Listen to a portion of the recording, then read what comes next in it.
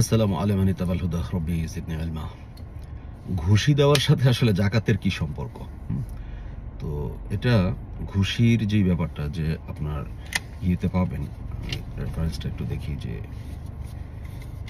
২৮ নম্বর সূরার যে ১৫ নম্বর আয়াত এর ২৬ নম্বর শব্দ ফাওয়াকাযাহু।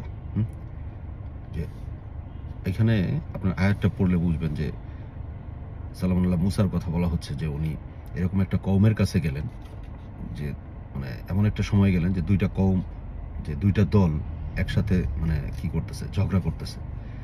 তো ওইখানে এক পক্ষের লোক ছিল যে ওনার পক্ষের, আরেকটা বিরোধী। তো ওনার কাছে সাহায্য চাইলো, উনি রাগ করে খুশি মারল। তো এইরকম অনেক সময় হয় যে ধরেন আমাদের মধ্যে যে আমার পক্ষের লোক কিন্তু সে বিপদে পড়ছে, সে সাহায্য যাচ্ছে, তাকে সাহায্য করার জন্য, কিন্তু অন্যায়টা সে করছে এটাও হইতে পারে, আবার অন্যায়টা অন্য কেউ করছে এটাও হইতে পারে। তো ইস্যুটা হচ্ছে যে তখন কিন্তু আমাদের নিজেদের লোকের দিকে তাকায় হেল্প করতে গিয়ে দেখা যাচ্ছে যে মানে আপনার ভুল হয়ে যেতে পারে, আবার ঠিকও হতে পারে। কারণ আল্লাহ তো সবকিছু জোড়া জোড়া সৃষ্টি করছেন। সূরা ইয়াসিন ৩৬ নম্বর সূরার যে ৩৬ নম্বর আয়াত। তো এইখানে যে সালামুল্লাহ মুসা পরে আল্লাহর কাছে আশ্রয় চাইলেন, যে এই কাজটা ছিল যে আমলের শয়তানের কাজ ছিল। তো এখন এই যে ইস্যুটা যে কাফ, এখানে ২৮ নম্বর সূরার ১৫ নম্বর আয়াত এর ২৬ নম্বর যে শব্দটা, হরফ মূল রুট ওয়ার্ড যেটা কাফ এবং জা, যেটা হচ্ছে কাজ, কাজা, কাজা, কাজি, আপনি যেভাবেই বলেন, তবে এই শব্দটা কোরআনে একবারই আসছে, কাফ এবং জা, যেটা হচ্ছে কাজ। তাহলে আগে পরে আপনার হরফ থাকলে সেটা তো থাকবেই, কিন্তু মূল যে রুট যেটা, এখন এই কাফ মানে হচ্ছে এটা, এই যে ক্রিকেট খেলোয়াড়রা যখন খেলে তখন এইভাবে খ্যা যে সাউন্ডটা, এটা হচ্ছে যে কোনো কিছু ধরা। যেমন ধরেন যে আমি যে কলমটা ধরো, তাহলে এই যে কে, এটা কাপ। যে কোনো কিছু যখন হাতে ধরা হবে, যে এটা ধরবো আমি এটা, তাহলে এই যে খা, এটা হচ্ছে কাফ। আর ঝা যে হরফটা, ঝাটা নিয়ে এর আগে কথা বলেছি, ঝা যে সাউন্ডটা, এটা দেখেন যে আপনার বাংলাতেও কিন্তু আমরা এই শব্দগুলো ইউজ করি। কারণ ৩০ নম্বর সূরার যে ২২ নম্বর আয়াত, এখানে আল্লাহ বলছেন যে সকল ভাষা হচ্ছে আল্লাহর। তো এখানে আপনার যেমন ঝড়ে আম পড়ে, এই যে ঝ যেটা হচ্ছে যে আপনার এমনি তো আম হয়ে আছে ঘরের ইয়েতে, গাছে, কিন্তু এটা পরে কখন, যখন এটার উপরে মানে ঝড়ো হাওয়া যখন বহে, যে এমনি তো গাছের পাতা নড়তেছে, কোনো সমস্যা নেই, কিন্তু যখন বেশি বেগে হয় তখন আমটা ঝরে পড়ে। তো এই যে ওভার স্পিড যেটা হচ্ছে যে কোনো কিছুর যে বাউন্ডারি, যে সবকিছুর একটা সীমা আছে। যেমন আপনার এখন নর্মাল বাতাস হচ্ছে, কোনো বৃষ্টি নাই, আবার খুব বেশি রৌদ্র নাই, এরকম একটা পরিবেশ, তো এটা হচ্ছে নর্মাল। কিন্তু যখন দেখা যাচ্ছে যে বজ্রপাত হচ্ছে, ঠাডা পড়তেছে, বিজলি চমকাচ্ছে, তখন কিন্তু পরিবেশটা একটু আপনার সাধারণ না, নর্মাল না। তারপর ধরেন যে আপনার ঝড়ো বাতাস বইতেছে, আপনার ঘূর্ণিঝড় হচ্ছে। তো এটা কি, এটা আপনার আগুনের ক্ষেত্রে দেখা যাচ্ছে যে আগুন ছাড়া আমরা খেতে পারতেছি না, কিন্তু এই আগুনই আবার পুরো ঘরবাড়ি জ্বালিয়ে দিচ্ছে, মার্কেটে আগুন লেগে যাচ্ছে। তো এটা আগুন।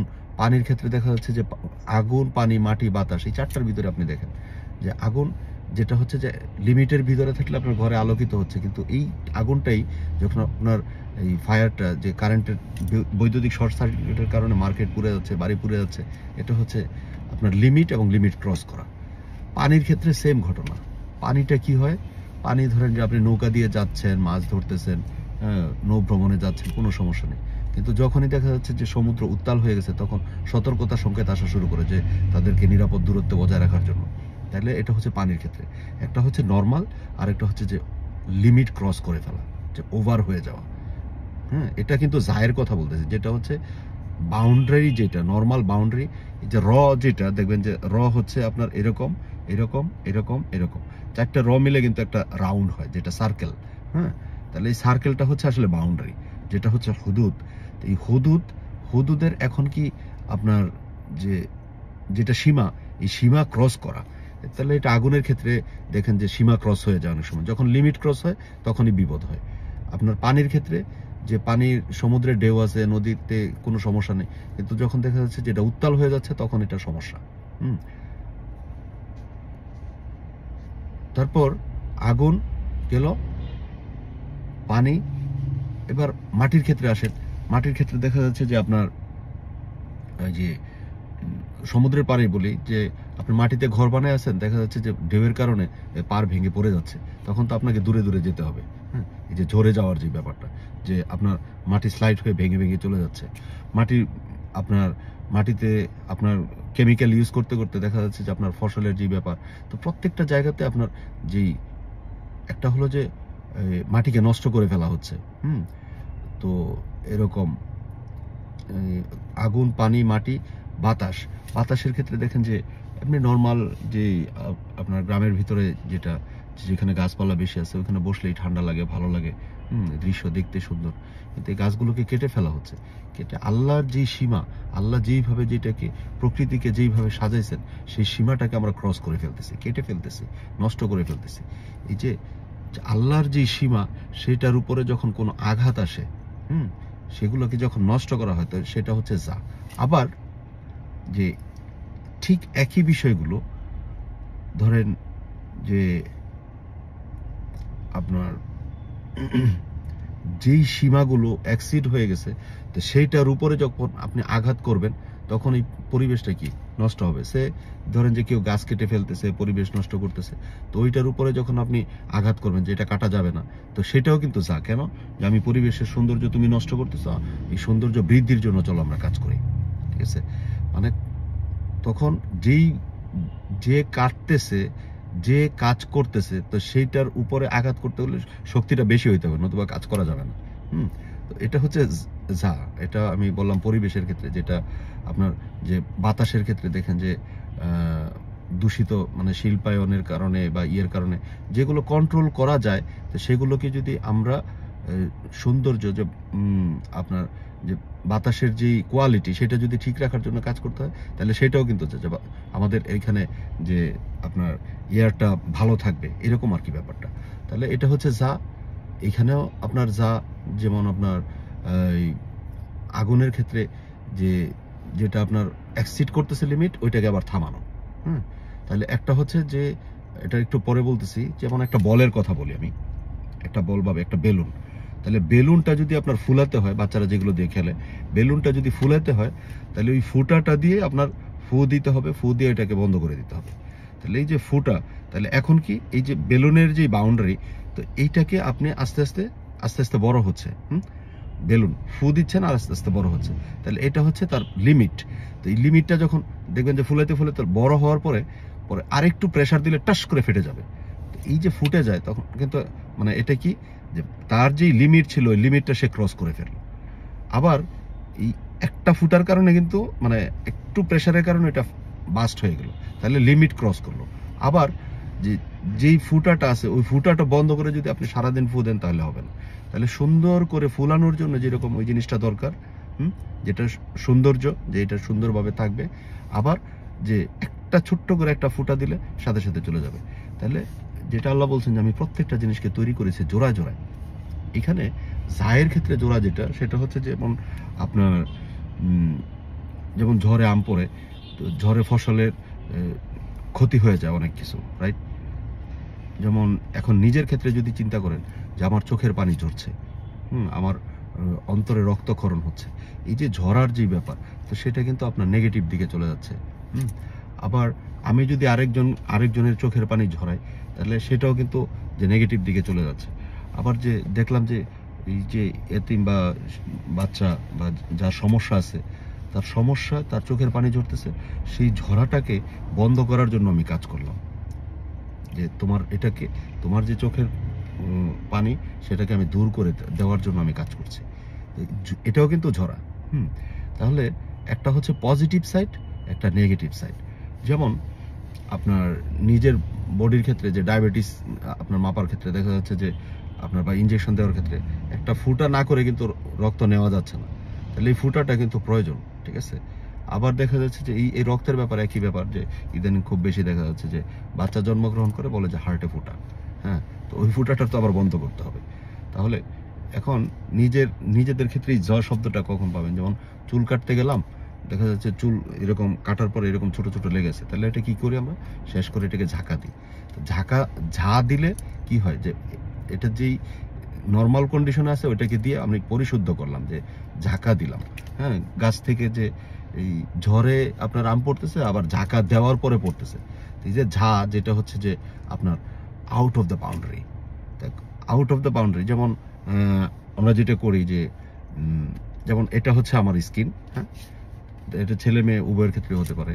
তো নর্মালি কি হয় যে যখন সে কোনো মিটিং টিটিংয়ে যায় বা কোনো অনুষ্ঠানে যায়, তখন দেখা যাচ্ছে যে ক্রিম টিম মেকআপ টেকআপ দিয়ে, মানে এই যে তার বাউন্ডারি, এই বাউন্ডারির উপরে সে কোনো একটা কিছু দেয়, হ্যাঁ, সানস্ক্রিন হোক, ময়েশ্চারাইজার হোক, মেকআপ হোক, যাই হোক, তার সৌন্দর্যটাকে আরেকটু বাড়ায়। আবার একই বিষয় যে সৌন্দর্য কোন জায়গাতে প্রকাশ করবে, কোন জায়গাতে করবে না। তো এখন এই যে ইস্যুটা, এটা হচ্ছে আসলে কি, এটা হচ্ছে যে আপনার বাউন্ডারি, যে লিমিট। তো লিমিটের উপরে কোনো কিছু, সেটা পজিটিভও হতে পারে, নেগেটিভও হতে পারে। এটা হলো আসলে যা। আর কাফ যেটা হচ্ছে ধরে রাখে। আমি এখানে দিলাম, মেকআপ দিলাম, কিছুক্ষণ পর মানে থাকবে, থাকার পরে কিছুক্ষণ পর আবার উঠে যাবে। কাফ মানে হচ্ছে ধরে রাখা, ধরা অথবা ছাড়া। তাহলে কাফ এবং যা যেটা হচ্ছে কাজ। এখন এটা ধরেন যে কাফ মানে তো এটা, যা মানে হচ্ছে লিমিট। এখন এটা দিয়ে আমি ভালো কোনো কিছু করতে পারি, খারাপ কোনো কিছু করতে পারি। এটা তো কনটেক্সট অনুযায়ী আসলে ডিপেন্ড করবে। তো এখন এই যে কাফ এবং যা যেটা কাস, এটাই যদি কাফ এবং যা কাস, এটাকে যদি ঘুরান তাহলে যা এবং কাফ যেটা হচ্ছে জাক্কা, যেটা হচ্ছে পবিত্রতা, পরিশুদ্ধতা। তো সেটা কি, যে 91 নম্বর সূরার যে 9 নম্বর আয়াত, এর যে 4 নম্বর শব্দটা, যে কদ আফলাহা মান যাক্কাহা ওয়া কদ খাবা মান দাসসাহা। তাহলে এখানে যা এবং কাফ। আর 2 নম্বর সূরার 129 নম্বর আয়াতের যে 12 নম্বর শব্দটা, এখানেও আপনারা এটা দেখতে পারেন, যেটা হচ্ছে আপনার 2 নম্বর সূরার 129, যেটা হচ্ছে রব্বানা ওয়াবআস ফীহিম রাসূলাম মিনহুম ইয়াতলু আলাইহিম আয়াতিকা ওয়া ইউযাক্কিহিম। এই যে যাক্কা, আমরা বলি না যে যাক্কা দাও, তো এটা হচ্ছে যাক্কা, যে আপনার ভিতরে যে ময়লা আবর্জনা, চিন্তা ভাবনায়, কাজকর্মে, কথাবার্তায় যে ময়লা আবর্জনাগুলো আছে, সেগুলো পরিশুদ্ধ করতে হবে, সেগুলো ঝাঁকে ফেলে দিতে হবে। ঠিক আছে, সেটা কি দিয়ে? আয়াত দিয়ে। আল্লাহ যেটা করতে বলছে সেটা করতে হবে, যেটা করতে নিষেধ করছে ওইটা বাদ দিতে হবে। এটা হচ্ছে যাক্কা, পবিত্রতা। ঠিক আছে, যে প্রত্যেকটা, যে আপনার প্রত্যেকটা জায়গাতে আল্লাহর ইনস্ট্রাকশন অনুযায়ী আল্লাহ যা করতে বলছে সেটা করা, আল্লাহ যেটা করতে নিষেধ করছেন সেটা থেকে বিরত থাকা, এটা হচ্ছে যাক্কা। যাকাত মানে আপনার শতকরা 2.5% হারে বছরে একবার রমজান মাসে দিতে হবে। এগুলো হচ্ছে সব আপনার কোরআন বিরোধী কথাবার্তা। আল্লাহ এই কথা বলেন নাই কোরআনে, এটা নাই। এখন যে আপনি আয়াত দিয়ে, আল্লাহর আয়াত দিয়ে পড়লেন, পরিশুদ্ধ হলেন, মানলেন, যা করতে বলছে করলেন, যা করতে নিষেধ করছেন তা করলেন না, এইভাবে পরিশুদ্ধ হয়ে আল্লাহর কাছে যেতে হবে, যেটা হচ্ছে বিষয়। এখন বিষয় হচ্ছে যে যা এবং কাফ, যেটা জাক, আর এটাই কিন্তু কাফ এবং যা যেটা কাস, যেটা আপনার বললাম যে 28 নম্বর সূরার 15 নম্বর আয়াতের 26 নম্বর শব্দ, আর এদিকে তো বললাম যে আপনার 2 নম্বর সূরার 129। এখন আপনি পরিশুদ্ধ হলেন, পরিশুদ্ধ হওয়ার পরে কি হবে? আপনার ভিতরে যেন অহংকার না আসে, সেটা আবার নিষেধ করেছেন। কারণ প্রত্যেকটা জিনিস আল্লাহ জোড়া জোড়া সৃষ্টি করছেন। সেটা কি? সেটা হচ্ছে 53 নম্বর সূরার 32 নম্বর আয়াতের যে 26 নম্বর শব্দ। আপনি নিজে পবিত্র, এখন আপনি বলতেছেন যে আমিই পবিত্র, আমিই পবিত্র, আর সব হচ্ছে কাফের, মুশরিক। ঠিক আছে, আপনি নিজেকে পবিত্র মনে করছেন, এটা কিন্তু আল্লাহর আয়াতের বিরুদ্ধে যাচ্ছে। আপনি এটা কেন মনে করবেন? আল্লাহ নিষেধ করছেন এটা, হ্যাঁ, যে আমি পবিত্র। হ্যাঁ, আল্লাহ নিষেধ করছেন এটা, যে ফালা তুযাক্কু আনফুসাকুম, তোমরা তোমাদের নিজেদেরকে পবিত্র মনে করো না। এখন আপনি যদি মনে করেন যে একমাত্র আমিই জান্নাতে যাব আর বাকি সবাই জাহান্নামে যাবে, হ্যাঁ, একবারে মুসলমানরাই সব পবিত্র আর সবাই আপনার জাহান্নামে যাবে, তো আল্লাহ কিন্তু গাইডলাইন দিয়ে দিয়েছে কোরআনের ভিতরে। এই কোরআন হচ্ছে হুদাল লিন্নাস, এটা মুসলমানের কিতাব নয়। এটা কেউ প্রমাণ করতে পারবে না যে এটা মুসলমানদের কিতাব। মুসলমান শব্দটাই কোরআনে নেই, এটা হচ্ছে মুসলিম, যারা হচ্ছে শান্তিকামী, সিন লাম মিম। এটা নিয়ে অন্য একদিন কথা বলবো ইনশাআল্লাহ। তো বিষয়টা হচ্ছে যে আপনার যে নিজেকে পবিত্র মনে করা, যে আমি জান্নাতি, আমি জান্নাতে যাব, আমার জন্যই জান্নাত আর বাকি সবার জন্য জাহান্নাম। তো বিচারের মালিকটা মনে হয় যে জান্নাতও আমার, জাহান্নামও আমার, আমি যার ইচ্ছা জাহান্নামে পাঠাবো, যার ইচ্ছা জান্নাতে দিব। এগুলো ভাই আল্লাহ এইভাবে বলেন নাই। এগুলো খুব ডিপ চিন্তা ভাবনার বিষয়। যে কথাগুলো আমি যেগুলো বলছি, বাইরে থেকে অনেক কথা বলছি, কারণ আমি প্রকৃতির কথা বলি, যে এটা 30 নম্বর সূরা 30 নম্বর আয়াতে আল্লাহ বলছেন যে তোমাদের চেহারাকে প্রকৃতির দিকে ফিরাও, ওহাই প্রকৃত দিন। হ্যাঁ, কিন্তু অধিকাংশ মানুষই তা জানে না। আর ওই প্রকৃতির ফিতরাতের উপরে মানুষকে সৃষ্টি করা হয়েছে, যেটা আল্লাহ বলছে ফাতারান নাসা, আমি মানুষকেও সৃষ্টি করেছি। আর আল্লাহ আয়াতসমূহ দেখাবেন দিগন্তে দিগন্তে। এখন এই যে ঝড়ের কথা বললাম, যে ঝড় হলে আম পড়ে, ঠিক আছে? তো এই যে ঝড় যে সাউন্ডটা, এখন আপনি যখন ঘুমাবেন, তো ঘুমাইতে ঘুমাইতে যখন আপনি ডিপ স্লিপে চলে যাবেন, তখন দেখবেন যে আপনার একটা শব্দ হচ্ছে মানে যে ঝিমানি, হ্যাঁ, ঝা। তো এই যে চোখে ঝাপসা দেখা, যে কোন মানে যে কোনো একটা বাউন্ডারির উপরে, মানে আউট অফ দ্য বাউন্ডারি, চোখের উপরে একটা পর্দা পড়ে যাওয়া, এটা ঝা। তো এখন জিনিসগুলো যে শব্দটা, যে আপনি যখন যে বলে যে ঝিমানি পাচ্ছে, তারপর না যখন আপনি ঘুমাচ্ছেন তখন দেখবেন যে ঝিম একটা সাউন্ডের মতো আসতে থাকে আর কি। তো এটা হচ্ছে যে আপনার যে মানে সজাগ থাকা অবস্থায় আপনার যে বাউন্ডারি, এই বাউন্ডারিটা আপনি ক্রস করে আপনি আরেকটা বাউন্ডারির ভিতরে ঢুকে গেলেন। এখন সাকা যেটা, সেটা হচ্ছে যে আপনি কোন বাউন্ডারির ভিতরে আছেন।